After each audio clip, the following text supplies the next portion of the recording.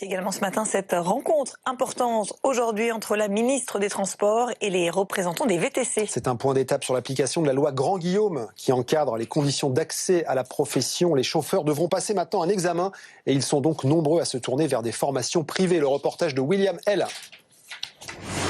La raison pour laquelle vous êtes des professionnels.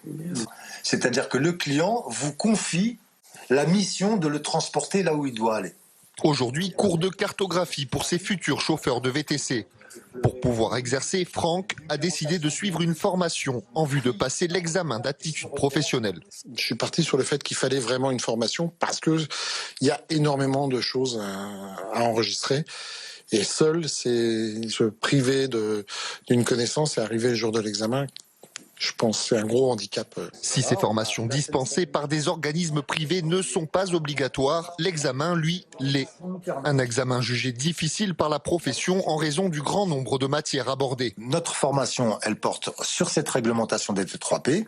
Pour ceux qui ne savent pas ce que c'est la réglementation des transports publics particuliers de personnes, sur la réglementation des VTC, sur le développement commercial, la gestion comptabilité, l'anglais, le français, la relation clientèle et évidemment la pratique qui va être le cœur de leur métier. Ici, la formation est facturée près de 1 500 € pour un mois de cours pratiques et théoriques.